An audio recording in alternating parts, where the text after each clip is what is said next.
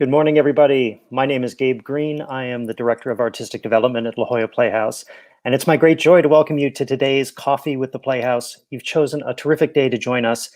We have on our show Pulitzer Prize winning playwright and La Jolla Playhouse favorite Ayad Akhtar for a conversation with our Artistic Director, Christopher Ashley. And in lieu of our typical coffee card giveaway, we're trying something a little different today. If you RSVP'd for this event, you have already been entered to win one of 10 copies of Ayad's new novel, Homeland Elegies, wonderfully and deservedly named one of the top 10 books of the year by the New York Times just this week. So nothing to do. There's no emails to send. If you've RSVP'd, you're already entered. And before we begin, I want to tell you a little bit about the newest digital Without Walls show that we've got going on. This is a La Jolla Playhouse commission by Marika Splint, a previous Without Walls artist from 2017. This is a piece that uses Google Maps to chart both the literal physical geography of the world and our own personal topography within it. It's really a collision of the way that our location can inform our physical terrain as we navigate the world. It's a beautiful piece, and we have a little teaser video to share with you right now.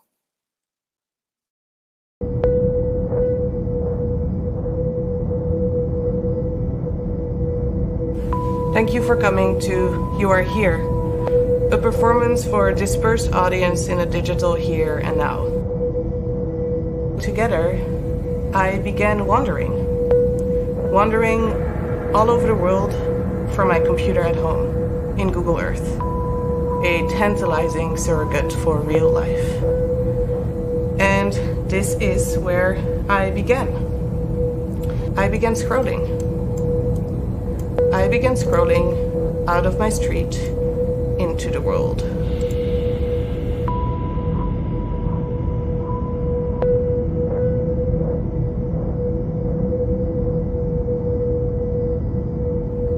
What does it mean to put down roots, to really carve out the place where you belong? That's wonderful, and that's accessible on our website, lajollaplayhouse.org. Please do check it out. And without further ado, I'm going to throw it over to our Managing Director, Debbie Buchholz. Thank you, Gabe. Good morning, everyone. I'm Debbie Buchholz, the Managing Director of La Jolla Playhouse, and it's such a wonderful thing to be able to welcome you to our fifth Coffee with the Playhouse. These have been wonderful mornings of talking to artists who are very special to us, with Chris doing an amazing job of interviewing them. So it's a wonderful thing to welcome you this morning. In addition to You Are Here and our other wonderful digital wow productions, Playhouse is also delighted to offer a holiday show this year. It's a new one-man version of Charles Dickens' classic A Christmas Carol, which is starring Jefferson Mays. Now, Jefferson is a UC San Diego MFA graduate, and he's a veteran of a lot of Playhouse productions, such as I Am My Own Wife, which was our first ever page-to-stage production, which later went on to Broadway, earning him a Tony for Best Actor in a Play. A portion of the ticket sales from this beautiful production benefit La Jolla Playhouse, along with 50 other nonprofit partner theaters across the country that have been, all of us, deeply impacted by the pandemic. So we hope that you will tune in and watch A Christmas Carol. I hope that you enjoy this morning. Ayad Akhtar is one of our very favorite artists. So now I will introduce you to two of our favorite artists. Christopher Ashley, the Rich Family Artistic Director of La Jolla Playhouse, who is going to converse with Ayad. So Chris, welcome. Thank you, Debbie, very much. It's great to see you this morning and great just to be with you all. So I am very excited to have Ayad with us today. He is, and if he's going to be blushing, he's going to be off screen, so you're safe of Ayad. I think he's the smartest person I know. His mind has nooks and crannies that are a marvel. The breadth of his vision, the breadth of his thought, the qualities of his writing are unlike anyone else I know, and I am honored to work with him as a peer and delighted to have him here today with us. A little context on Ayad. He two of his works were premiered at the Playhouse, The Who and the What, which began as a reading in our DNA New Work series, and the play Junk, which went on to a highly successful production on Broadway and was nominated for a Tony Award for Best Play. Ayad's other works include Disgraced, which won a Pulitzer Prize, and The Invisible Hand. And his books include American Dervish and a novel which just came out this year, 2020 release, Homeland Elegies, which Gabe held up. And as Gabe mentioned, it's been a darling of all of the top 10 lists of the year, the New York Times, the Washington Post, Time Magazine. It's an extraordinary novel, and we're delighted to have its author here today. Welcome, Ayad. Hi, Chris. Yeah, you can't say that about me. I can. It's the thing. It's like I have the control of the screen for a moment. Thank you for joining us today. Oh, it's my pleasure. You're in your new office outside of New York City. Where Chatham? Is that where you are now? Yeah, Chatham, about 2 hours north of the city. Annika and I, we left our apartment in March in the midst of all the mishigas happening in the city, and just because we had a place outside of the city, and we'd bought about a year and a half ago a small country home, and so we've been up here. We don't have a place in the city anymore, and I ended up getting an office in a small town called Chatham, which is just about 7 minutes from the house. And it's funny because a lot of folks from New York, I mean, Tom Schumacher is just down the road, and James Seamus is across the street. So, you know, there's a lot of folks from New York, creative types, who are coming up this way. I think we don't make enough money to be just 40 minutes outside of the city in like places like Bedford. so we got to drive 2 hours. But you still get to call it a small country home, which is exactly. I think, going to be the name of my first novel, Small Country Home. It's going to be an ode to Edith Wharton, and it's going to be very, very cutesy. Wonderful.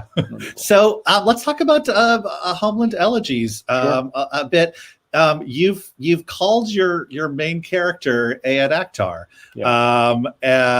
and he's a Pulitzer-winning playwright in the novel. So you've created this really interesting. Is it true? Is it fiction? And you put sort of like a version or an avatar for yourself right at the center of the novel. Tell us why what made you take that approach to your central character? You know, there's two ways of answering that. One is sort of like ex post facto and kind of like what I've figured out about it. And then the other is how it happened in real time. And I think, you know, us knowing each other and having been through each other's creative processes in different ways, you really with mine, I want to try to tell you the latter story, which is that I started writing the book, and it was a voice that this book had almost from the get-go that felt so close to mine. And I was working from facts in my life, but I was changing them as I was writing them. Mm-hmm. And I was changing them in order to sharpen and bring something out. Like, for example, in that overture, you know, I talk about the polarities between the mother and the father and how they see America. And those are largely true, but in order to display that or sort of depict it, you know, my dad totally loved the Kennedy brothers. I mean, to the point that when Bobby Kennedy was shot, my dad stood my mother up for a date. And for 50 years, she would talk about this. Like, what the hell did Bobby Kennedy getting shot have to do with us going out on a date? That doesn't make any sense. But he said he would never understand why she couldn't understand why he loved Bobby Kennedy so much. So that stuff about visiting their house, the Kennedy brothers, was real. But then there was a lot of other stuff that wasn't. For example, you know, the St. Louis thing in it. But I was creating a series of details to depict a point. And so I started departing from my own life so significantly as I was writing the book, because there was a richer terrain that kept coming up when I would allow myself the liberty and the poetic license to do that. And then at some point, it sort of really started to veer off in a different direction. But then, strangely enough, it would come right back. So it just felt to me that there was something about the way in which I was working with my own life that felt it would be weird for me to say it was not me. And yet it was not true to say it was me. Yeah. And then after the fact, I sort of started to realize, oh, this makes sense, because I'm looking for some way to ensnare the reader in a kind of absorption. And there's something about the fact and fiction confusion right now that feels very much close to what I'm doing. Like I'm creating fake news about myself, right? Mm-hmm. Because fake news works because it's really captivating. People are like, oh my God, that story, did you hear that? And it's not true, but it's a good story. So I was sort of creating a good story about myself. So that's I had for a time, stupidly, I had an alternative title, which was a memoir of alternative facts. And somebody said, well, you can't give Kellyanne Conway that much credit. So well said. Yes. I found myself thinking of exactly what you're talking about as I was reading that the kind of current breakdown of fact in our culture, like absolutely is one of the kind of things you think about as you're reading your novel. And also, even if you try to tell the truth about your own story, people are always writing and rewriting their own past to tell the stories that they want to tell and make the points they want to tell, and also usually make themselves look better, which you're not doing, which I always enjoy. But there's another thing too, Chris. I was thinking about this just the other day, that increasingly people seem to be reading fiction almost as if it's nonfiction, in the sense that they're reading fiction to sort of see whether the experience that they're reading about is authentic, and that the person who's writing it has the right to write that. So in a weird way, they're kind of reading fiction and thinking, well, this is actually nonfiction because it must be based on the person's life. Because if it isn't, then they don't have the right to do that. So in a weird way, I just sort of threw it up and I said, you know what? It's a novel. You're going to read it like nonfiction, but I'm going to call it a novel. And I know you're still going to think it's nonfiction. Totally. Right. And you definitely have the right to tell that story because your name is on the central character, and therefore you have total cred. Yeah. I get this a lot where I'm in the middle of editing a Netflix version of Diana, the musical, which we made. And the question of, do Americans have the right to tell that British story comes up all the time in journalists writing about it, of like, who gets to tell which stories is such a 2020 question. It really is. Are you in the edit bay right now? This is my den and my edit bay. And I've for those of you who have never edited a film, you have this very intense relationship with your editor, which I do too. And I've actually never been in the same room with her. It is a 100% virtual experience. And we spend 12 hours a day together. We really know each other. But if I ever meet her, it's going to be so disorienting. Wow. Are you in San Diego? Yes, in Loya. Yeah. Wow. Yeah. Amazing. Also in the book, you talk about the importance of a college professor you had, and the way that she unlocked your ability to recall your dreams, and how she was instrumental in your decision to write about your own life and identity. I wonder if you could talk about, like, what were the stories you were writing before you made that shift, and how did it shift and come into your current writing? I had a high school teacher who changed my life. Her name was Diane Derfler, and I had her my first semester junior year in high school. She taught World Lit. She was at the time that I met her, she was probably in her mid-50s. She had been through 5 husbands. She lived on 40 acres of land west of Milwaukee, and a kind of had a farm-sized garden and 10 Great Danes that she would walk every morning before she came into school. She was really, really a personality. I mean, she would walk into class and all the kids would stop talking. And it was not because she had ever told us to not talk. It was just, she had this command. And I always wondered about, what that was. And years later, I would think, what was so surpassing about her presence or her being that we just accorded her some kind of respect without her even ever asking for it? And I think it was that she was committed to some resonance of, like, authenticity. Like, she was really somehow after being real in her life and with others, and that it just had a commanding effect. So anyway, she changed my life. She changed a lot of kids' lives. I remember in homeroom before the first day of class with her, there was a football player sitting next to me, and he was like, "What's your next class? What's your first period?" And I said, "Well, it's Miss Derfler." He's like, "Oh, dude, she's gonna blow your mind." This is a football player, right? Who had her, and so she made me want to become somebody who wanted to, like, stories, whether it was, teaching them or reading them or writing them. She wasn't particularly encouraging to me about being a writer. She's like, it's really hard. Like, don't underestimate how hard this is. But there are so many other things you can do if you love stories as well. But anyway, I wanted to become a writer. And so she loved Central European modernism. I read Robert Musil with her. I read, Kafka first with her. She had taught herself German to read Rilke in the original. I read Rilke. I read Proust. She made me read Proust when I was a senior in high school. And I read so much of that stuff. I had her for independent study every day. I would spend, 2 hours in her office. And what this did was it kind of made me want to become a writer like the writers that she admired. I wanted to be the kind of writer that she would want to read.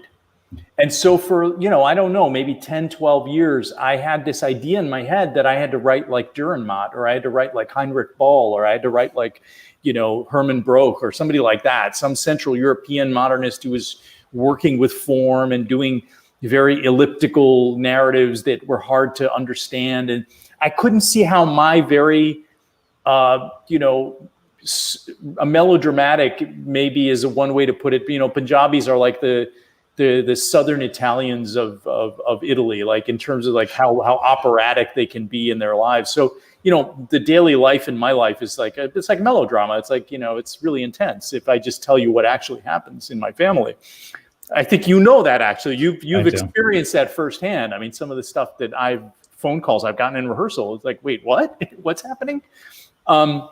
So it just didn't seem to me that was the kind of material that would, sit tidily with, I don't know, elusive poems or short stories with like Kafka's short stories and mysteries and whatnot.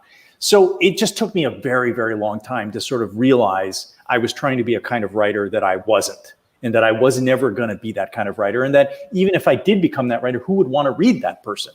So that started to happen to me in my early 30s. I started to realize that I was kind of running away from all these stories that were my life, because I just didn't think anybody would care. And I also didn't think they would be the kind of things that Miss Dörfler would want to read. I mean, this is all unconscious stuff. It took me a long time to figure it out. And then I just kind of sort of had enough presence of mind to say, okay, what am I running from? What is it that I'm not writing? And I kind of just stopped metaphorically and, as it were, looked over my shoulder. And I kid you not, Chris, it was a huge inspiration, of like a moment, a burst of inspiration, just stories that poured into me. I mean, day after day, and things that I'd been clocking without thinking about. And I had enough craft at that point that all of these things were coming out of me in kind of like in the form of tales. And in a way, Homeland Elegies is like, it's like the fulfillment of that moment, because it is all of this profusion of stories about my community and our lives here in America in the past 50 years that we've been here. So I love that. And I would say that what you're describing is very much my experience of engaging with your work, which is that there's like a big macro view of like what's happening in our culture. And also there's a really micro personal attachment of like, it feels like this is a story that you need to tell about these specific people in this specific situation. Yeah. Maybe we've got a couple of clips to play, but one of them is from kind of the sort of play that really burst onto the scene, Disgraced. Maybe just give them a little taste of Disgraced. Sure, let's do it. Let's do it.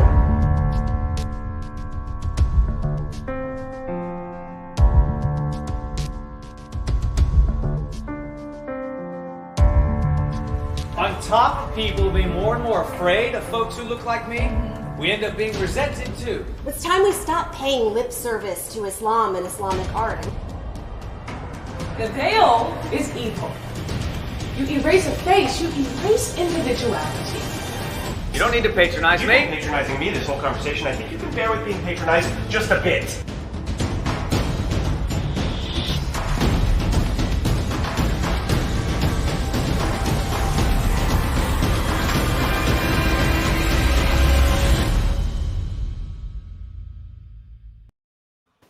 Wow. I haven't seen that for ages. Yeah, it's hilarious.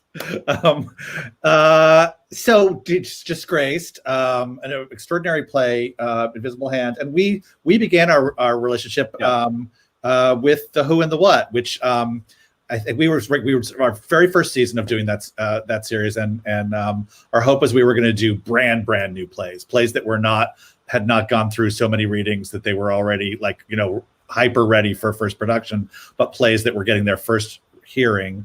And I think your agent might have said there might be the play of Ayads, but I don't know if he's ready to send it. And I think you were sort of surprised that we had it in hand. I was totally shocked. And we did a first reading, and it's maybe my only quickest from hearing a reading to saying I want to do that show in production of any show ever. I immediately said, let's do it. And it was before Disgrace won the Pulitzer. Yeah, I mean, absolutely. it was amazing. I remember that afternoon. And you went through like incredible work on that play, and right through readings at the Playhouse and rehearsals and previews, and then you also made this like very big, amazing move based on what you learned at the Playhouse into its New York incarnation. Kind of remade the ending in a way that I think was extraordinarily. So, just you want to give us a thumbnail of what that what that play is and is about?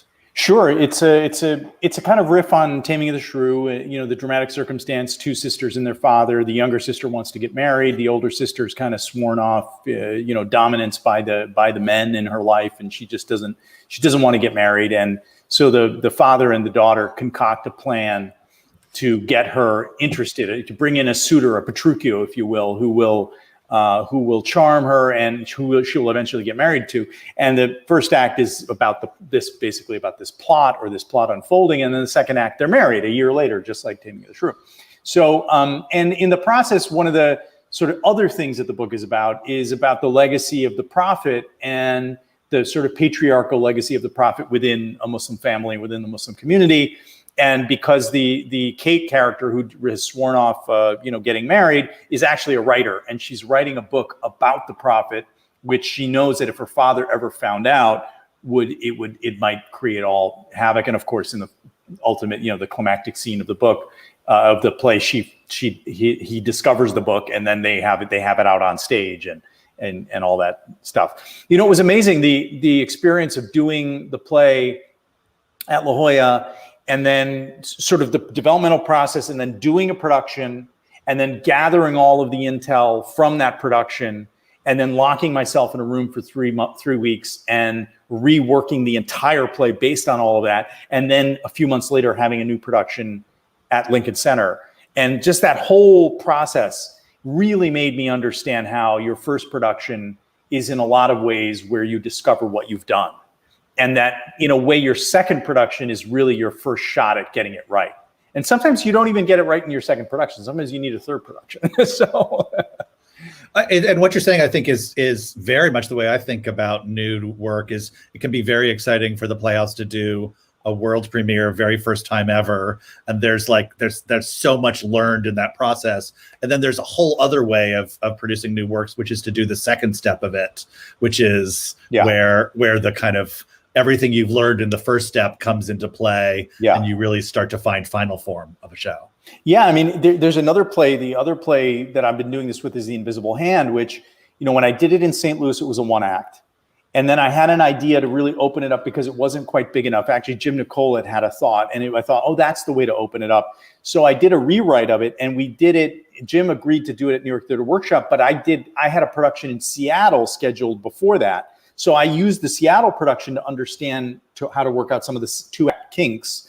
We did it at New York Theater Workshop, where it had a great run, but the second act still wasn't quite right. And Indu Rubisingham at the Tricycle, at what was then the Tricycle, it wanted to do it a few months later. So we did it at the Tricycle, in which I rewrote the second act. So that was the fourth production. Mm-hmm. And I felt like the fourth production was the one that really encapsulated and got it. I mean, it's fortunate to be a writer or have a project where there's enough interest where you can get that kind of momentum and you can have those kinds of resources put into your development process. I can't say that it's been the case with everything I've written, but certainly with that play, I've gotten a lot of shots. I love that. Also, there was a very interesting strand you were just talking about at the end in the Who and the What about writing about the prophet, right? Like, what are the boundaries about how you may represent or question or humanize the prophet? There was a very, very interesting talk back, which some of you may have been at, between Ayad and Reza, yes. And he had just written a book about what if thinking about Jesus as a human being, not as a Messiah God figure. And the two of you had such an interesting question about what do you have permission in terms of religion and these kind of central religious figures? Like, how much can you humanize them? Right. Even it's a big question. Obviously, within the Muslim community, the prophet is treated a certain way, and I wouldn't say I have my problems with it. I would just say that as a writer, I'm somebody who tends to question things. So, So I've questioned it, good better part of my life inside my family. So, I'm just extending what I've been doing most of my life anyway. Just doing it in public now. So then the second play that you did with us, Junk, had a whole other subject matter, right? Well, this is a story of 1980s junk bond wizard, and kind of loosely, but not specifically, based on what I'm gonna forget the actual man's name. Michael Milken. I went to Madoff quickly on the ends. And very, very different terrain, although also there was a sense of what it's people who feel othered, right? People who feel pushed out or like they're not invited to the main party. Right. Talk about what it was like to kind of take on that very different terrain. Well, winning the Pulitzer for Disgraced was really kind of shocking. I mean, I've been writing for many years, but it really was my first play. And so I had this weird feeling, Chris, that, kind of nothing good can come of this, that if I take it too seriously, I'm going to think I'm a better writer than I really am. And if I don't take it seriously, then I'm going to kind of not account for something that has actually changed and that people are now treating me differently. And if I kind of reject that there's a cost to doing that as well. So I thought, well, what's the way to sort of integrate this new thing that's happened, which is unexpected and is amazing, but also like problematic. And I thought, well, take it as encouragement to do something big and bold that you wouldn't otherwise have been able to do.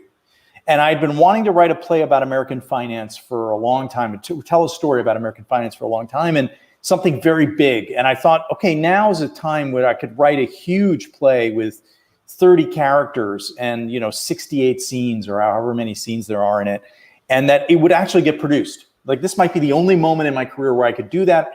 And in the process, I will stretch my craft. I will have to learn how to tell a very big story within a sort of compressed period, and to not ideally not sacrifice the richness of the.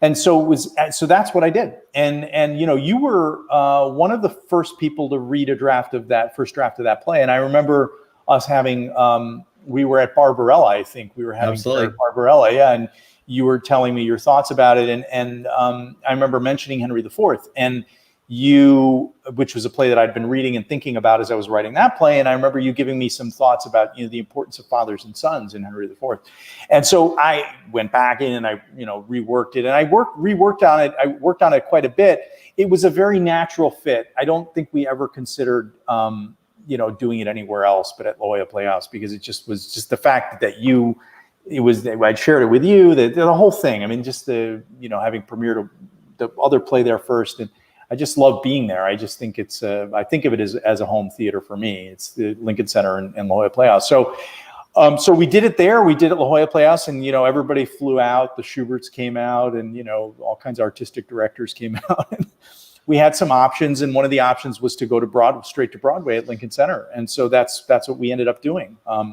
We considered doing it off Broadway, and in some ways, I think that the play did well, and we were nominated for Tony, won the Kennedy Prize, and a lot of talk in non-theatrical circles. It crossed over in really powerful ways. But I think that there was some resistance on the part of the theatrical sort of critical community to it, and I wonder at times whether if they had been able to anoint it rather than going straight to Broadway. It's so the politics of the reviewing stuff is a little complicated. It is, and it's sort of inside baseball, but I'm so aware of like how much the New York critical community needs to be able to pick, like we're going to say, and if you tell us it's good before we get to say it's good, then we'll resist it. There was a kind of amazing Chris Jones in the Chicago Tribune, at whatever this strange pandemic moment is, because so many things are going to shooting before they're ever going to be live on stage. They're like getting an audience, like Diana's going to have a big audience on Netflix before anyone ever sees it in person. Oh, wow. But some of the critics are like writing about saying like, hey, but what about, how come we don't get to decide if this is good before other people like watch it? There's and also newspapers are shrinking. So whatever that critical power is getting democratized in a way that might be good, might be bad, but is certainly not stoppable at this point. Yeah. No, that's very true. It's so interesting. So you all are premiering it on Netflix before it premiered on Broadway. Yeah, well, it was in previews when we You were shut in it down, previews, so we were right. 9 previews in. But yeah, it won't actually open on Broadway until months after. Are you now? like- Did you shoot the production on a theatrical stage, or was it a?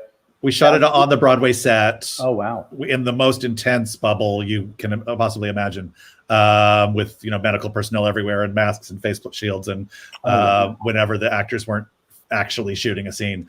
But no, it was kind of an amazing, powerful experience just to come back and be in the presence of people again. Yeah. Right. To be in a company with actual bodies in a room, like as a community, was something that just none of us had in 6 months, which was wild. Hey, before we move off the subject of junk, we got a couple of clips from the Playhouse. Great. Playhouse junk. Let's some audiovisual assist. Yes. A Takeo. Yes, Tom? Goodyear. Kodak. Ford. What is this about for you? Shoulder to shoulder, Murray, deal by deal. That's what we've been doing. Fine. My ass is going to be hung out to dry. You know about CEOs. You're a winner. We are making the world. No deal with Peterman Max. It's a hell of a place. I am going to bury them. Prove myself worthy of my father's charge.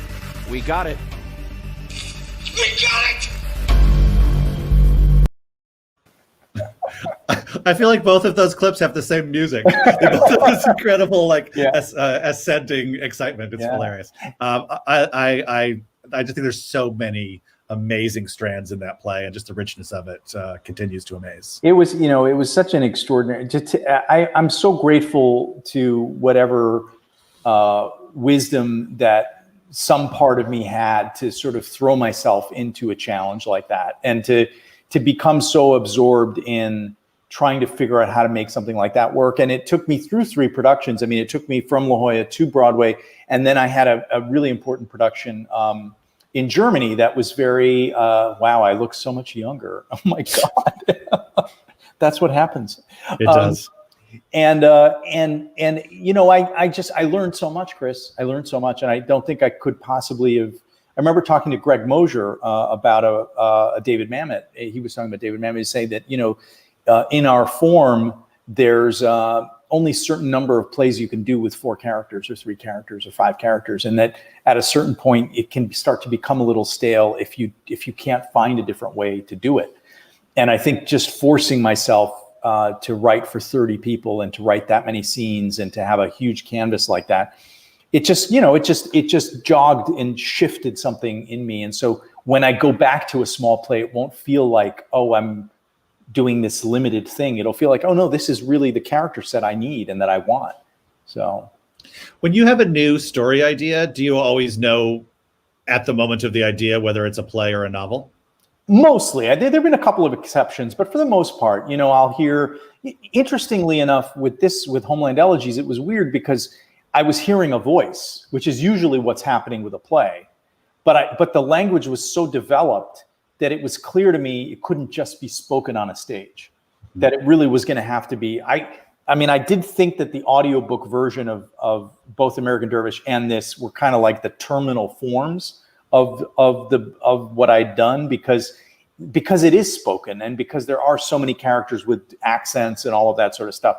But for the most part, when I have an idea, it's like, oh yeah, this is a story that's going to get told in dialogue, or this is a story where I'm going to be able to speak to the reader, or this is a story that's in images, that kind of thing. So for those of you who like audiobooks, Ayad reads his own novel. I guess it's an Audible production, and it's really beautiful to hear it read by Ayad.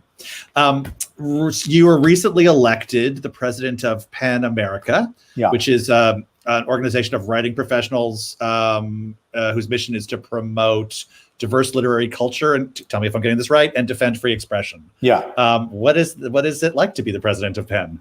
I just got so inaugurated, if you will, without any unceremoniously, but I was inaugurated on December 2nd. So I really just officially started, though I've been. Did the old president try to say it was a rigged election, and was there a lot of lawsuits around it, or was it pretty plain? She didn't contest the election results. There were no appeals. No, Jenny Egan and I have been working actually very closely for a couple of years. I was I was vice chair of the board and she was president. And so I was doing a lot of stuff with her. So I got a chance to see up close. I think that what's ahead in terms of trying to figure out why and how our national discourse and our conversations with each other have become increasingly difficult, and why we can't even agree about something like cancel culture, and we can't even recognize that maybe there are universal principles that we want to defend around free speech. Because increasingly even that is not clear. It's not clear that there is that kind of agreement. So I think that some of that's really the main thrust of what I expect is ahead the next couple of years. And also dealing with things like trying to help people understand and see if there are solutions to the problem with local news. Increasingly we have less and less local news in the country, which means we have fewer and fewer places for people to recognize the opportunities in their communities and the threats in their communities, and fewer and fewer ways to hold officials accountable in their localities.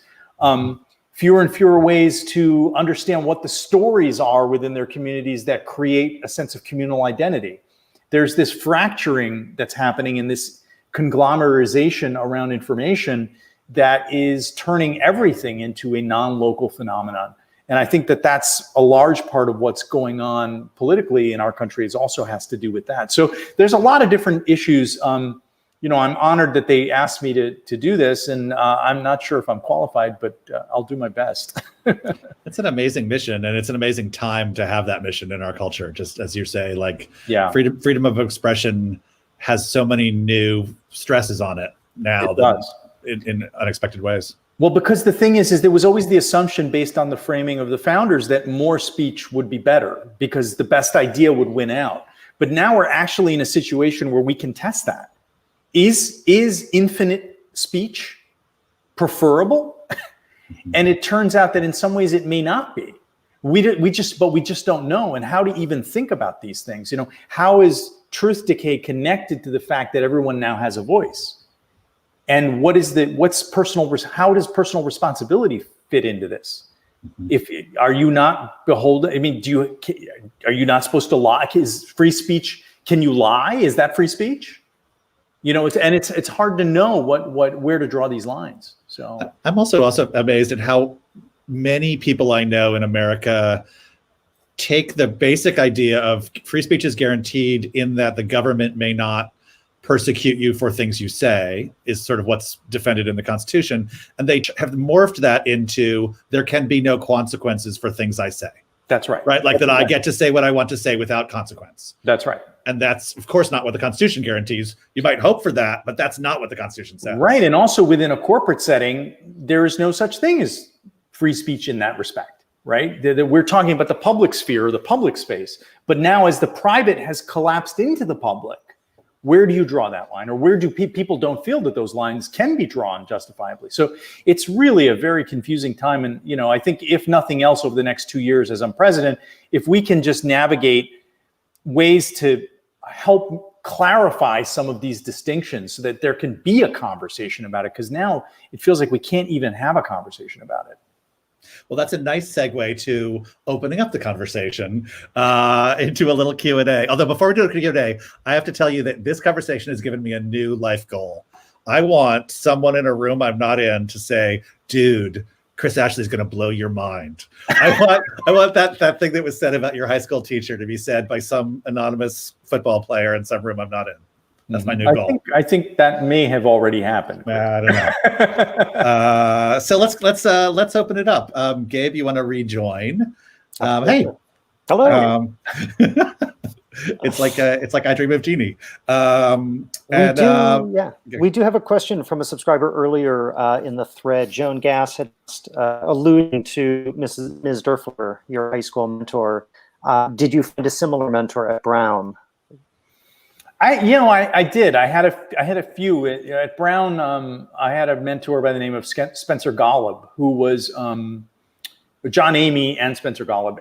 But Spencer Golub was a specialist of Russian theater. He had worked with Yuri Lyubimov and Yefremov in the Soviet years, and was really kind of like this weird genius. I mean, I understood things for the first time about mise en scène, about how to shape the audience's perception, and how much a director actually reveals what is in a text as opposed to just doing the text. And he was a really, really huge influence. There were a lot of people that over the years, but I think at Brown, it was really those were the two. John Amey, who introduced me to sort of non-Western theater, and Grotowski and all of that sort of stuff, and Spencer Golub, who really made me understand the power of the mind when it came to making art. We have this idea that art is about instinct and feelings, but art is about the mind as well. And he really pushed that idea. So I had a question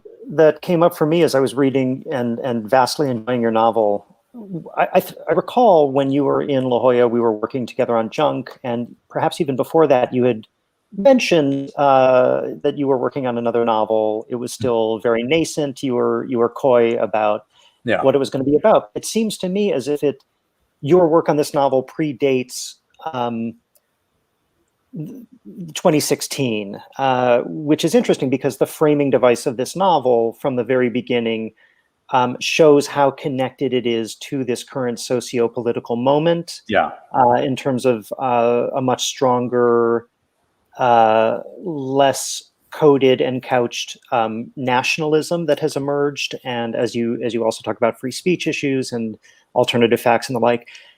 How much work had you done on the novel prior to the emergence of that political moment, and how did that cause you to pivot over the course of writing? I think that we discussed the novel probably in 2014. We were talking about a novel that there was a voice there that was consistent. I've given up on this novel probably a half dozen to a dozen times in the last 25 years. So, I mean, and this time I didn't even know that I was going to pick up this novel again when I started writing. And maybe a third of the way through, I realized, oh, this is the same book, but I wasn't using anything of what I had written, but it was the same voice or the same energy that was trying to address the present, or trying to find a way to address the present, or trying to enfold the present into it. And it turned out that I needed, as T.S. Eliot says, an objective correlative. You need a set of objects or situations or circumstances that is commensurate with the emotion you're trying to express. And I needed the crazy politics of post 2016 as my objective correlative to actually pull it off. So another question that came in earlier, I think this is a question most writers get, and usually they get it right after they've put out something new. So I don't know how this question will be received, but the question of what's next. You put out a book. Now what's next? Well, that's how I feel. So the question is very attuned to how I'm actually dealing with my own life. I'm working in TV, and as you both know, I've been trying to work in TV for a while. So this is my third shot out. We've developed a show from scratch over the past 2 years, and it's going well, but I'm still not sure how it's all going to come together, or whether it's going to come together. So that's what I'm doing, and it's a very, very big canvas also, and a lot of characters, though there's two main characters, and it deals with source material that everybody, if we get lucky and we get set up somewhere, everyone will look back and be like, oh, that's what you're writing about? Everybody knows this story, so, or they think they do. So, yeah. That's a good tease. Yeah. I was talking to another playwright, Keith Bunin, who wrote The Co-Starlight that we did last year, and he's under commission with us again. And he's been working, because TV and film, though impacted in much the same way, might be returning to production sooner than theater will. But he said he was looking forward to working on our commission, because at this moment, writing a play feels like a leap of faith. An act of faith that you are going to write something that may one day actually be able to come into existence. Even though you're focused centrally on television, are there ideas that can't help but exist as plays that in some way feel like a leap of faith you're ready to take soon?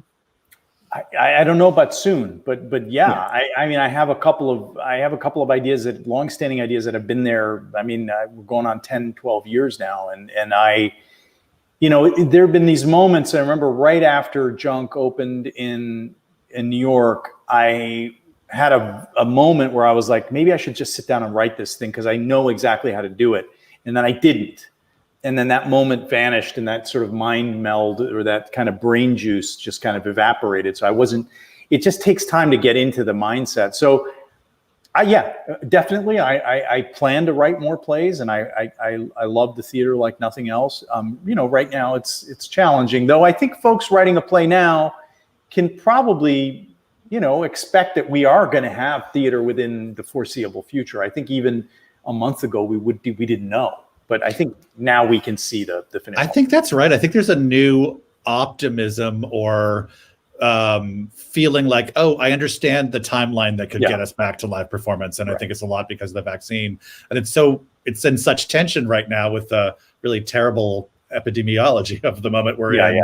But suddenly the facts about the vaccine that are coming out make a lot of people feel like, oh, I can start to begin to see a plan to return to live performance, and that first season at La Jolla Playhouse is going to be amazing, because it's going to be like, okay, you know what I mean? There's going to be so much energy in people. I think a lot about the first performance back after 9/11 in New York. There was this kind of unbelievable wave of like, we're together coming from the audience. I think the audience is going to provide something really special in 21. I can't wait. I hope. I mean, fingers crossed. Me too. It's been interesting too, just the question of like how writers have reacted to this period of time. I feel like a lot of people I know have actually developed a whole pipeline of different things they've been writing, right? Like that it's gonna be a great time to have your job, Gabe, to like there's just a lot of plays and new ideas that people have been crafting for the last 6 months. Although the process of doing readings on Zoom is really challenging, right? Like, so most of these have not been well read or heard, but there's a lot of things sitting in people's word processors. Yeah. We have a couple more questions that have just come in through the chat. Jenna Tance, who is going to be making her debut as a new playwright through LJP's Spotlight on At Home program, is asking for any advice you can give to new playwrights in terms of getting plays seen. In what sense? By seen by folks like you, Gabe, or seen by audiences, or seen by? It's an excellent question, Jenna. If you are close to your keyboard, enter in some context. But in the meantime, while she does that, here's a fun question that Mary Cook asks: who's more fun at a party, a novelist or a playwright? Oh, that's a good question. Wow. I think a playwright, right? I think there's something social about playwriting, right? Like you have to play well with others. I know a lot of novelists who have real social fear. Like they'd rather be in a room alone than in a party. More natural, sort of obvious introverts. Maybe a lot of playwrights are introverts, but they can code switch into an extroverted. Yeah, they're high functioning introverts. Right. If you think about like J.D. Salinger, right? I mean, that's like the extreme. But like J.D. Salinger never could have been a playwright, right? Like doesn't work. I mean, I think of somebody like this. He wasn't a playwright, but I remember I had lunch twice with Mike Nichols. And this was, obviously when Mike Nichols was alive, but I have never met someone who every single time he opened his mouth, it was funny. Every single time he said something, it was funny. Yeah. No matter what. And he wasn't even trying to be funny. It was just funny.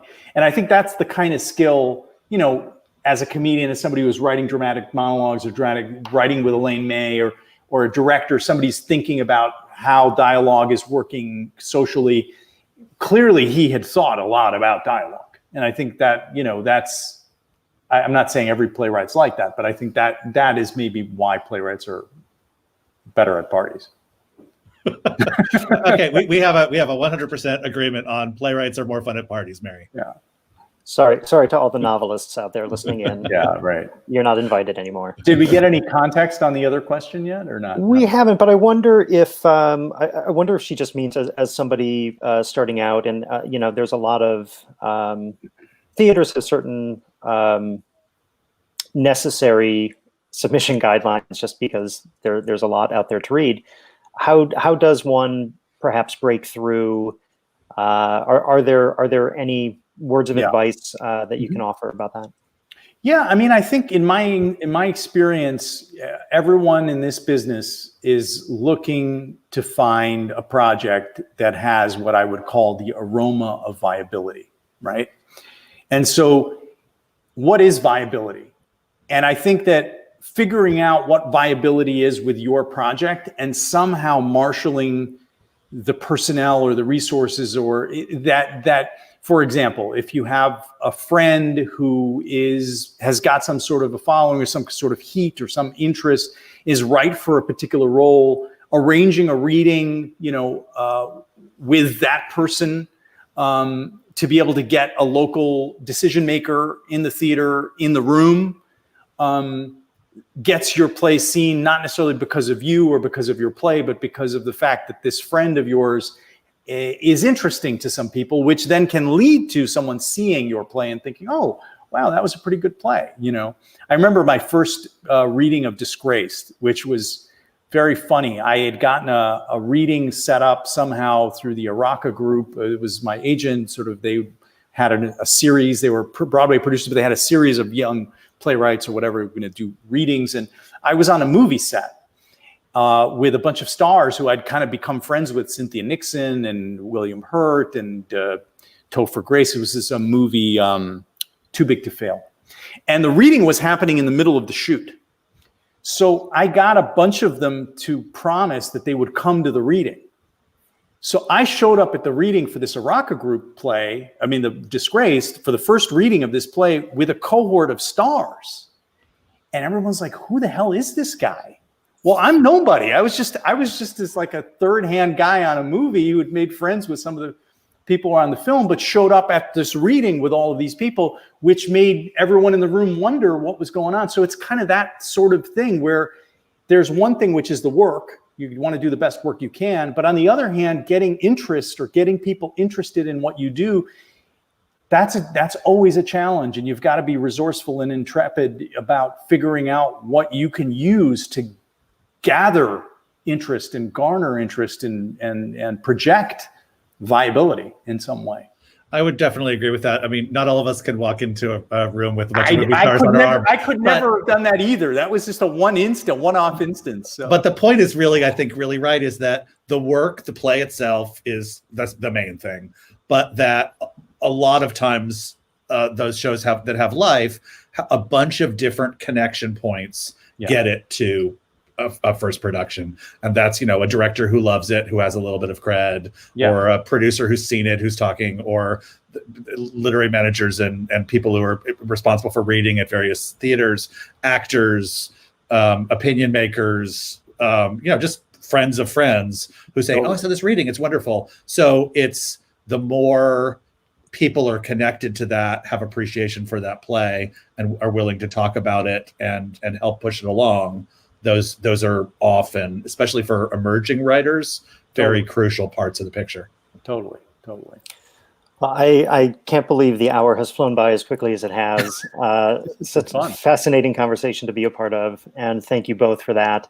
Ayad, a pleasure. This book, it's remarkable. 10 of you are going to get the benefit of receiving it for free. The rest of you pay for it. Art deserves to be purchased. Artists need to be supported. So thank you again for joining us. Oh my gosh, such a pleasure. We are going to turn it back over to Debbie Buchholz for the final word. Thank you. Thank you very much. I'm kind of speechless and feeling like I was just in a room with two of the smartest people I've ever met in my entire life. And three when you count Gabe, to be perfectly honest. And it was just an amazing conversation. And I will just say that if you missed any part of it or you want somebody else to see it, we record these. And so I actually may go back and read and watch it again. But thank you for joining us. If you are not one of the lucky people who win a copy of Ayad's book, I would encourage you to go out and buy it and give it as a gift. I actually gave his book, American Dervish, to friends and family a number of years ago. But in any event, thank you for joining us. That would make a wonderful gift. With a segue over to say that speaking of gifts, the Playhouse is offering gift certificates again this holiday season. You can purchase them in any amount. They're good for all Playhouse productions, whether video or digital or in person. We can't wait to come back and be live with you again soon. They never expire, and we will be back soon. So I encourage you to get a gift certificate to the Playhouse for a loved one this holiday season. There are also many ways to help the Playhouse as we come to the end of the year. A donation of any kind is always welcome. It helps us support our education programs, our play development programs, which you just heard so much about, and our military programs. So thank you again for joining us, for your continued support. Thank you to Ayad for that amazing conversation. And as we wish you a happy and healthy holiday season and a wonderful new year, we're going to sign off with a little piece of a snippet of A Christmas Carol. So enjoy our holiday streaming production. A very happy and healthy holiday season to all of you. And thank you again. How do you bring the spirit of live theater home for the holidays? Like this. Tony Award winner Jefferson Mays stars in 50 Roles of a Lifetime. Under the visionary direction of Tony Award nominee Michael Arden. There's nothing like it, past, present, or future. Buy your ticket to stream at achristmascarollive.com.